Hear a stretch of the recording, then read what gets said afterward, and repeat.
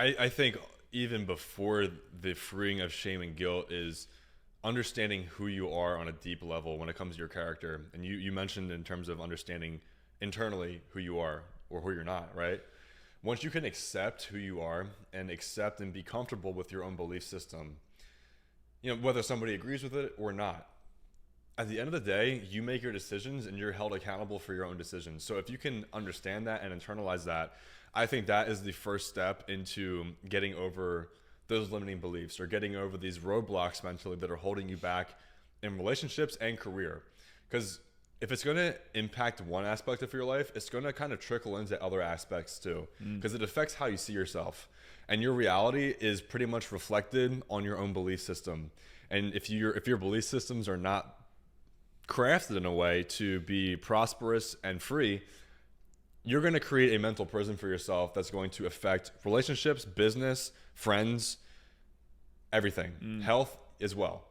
So that's my rant for today. I like that. I think to build on it, I think developing a mental model of yourself, which is not necessarily based on like results specifically, especially if you're a young guy or you're starting out on like a route of self-improvement, you're not going to have any results.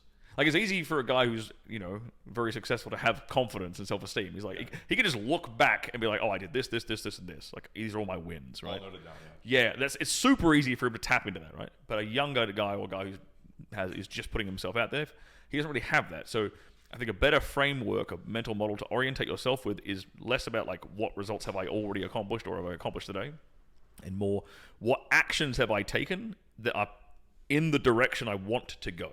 So if you're fat, did I go to the gym today? Cool. Don't care where you're at. Did you take action towards improving that part of your life? Right? Did I work on my business today?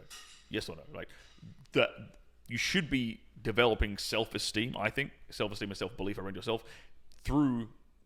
Are you taking consistent daily action towards the goal you're pursuing? If the answer is yes, you should feel amazing about yourself. That's incredibly true. There's been times in my life where you have, big wins and then you have some losses, then big wins and some losses, like everybody else, right? Yeah.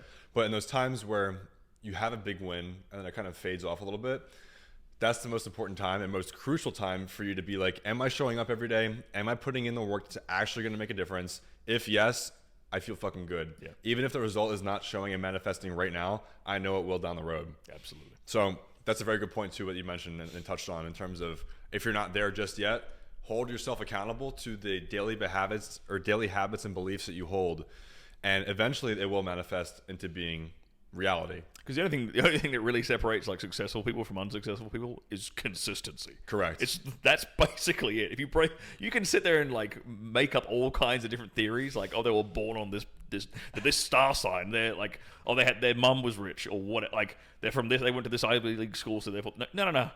Are they consistent? It's really as simple as that. Who turns out, like, look at all the really successful like NBA players, AFL players, NFL players, or whatever. Who turned up to practice the most? Yep. Who did the most free throws? Who put the most effort in? It's just a game of consistency, and that applies to everything.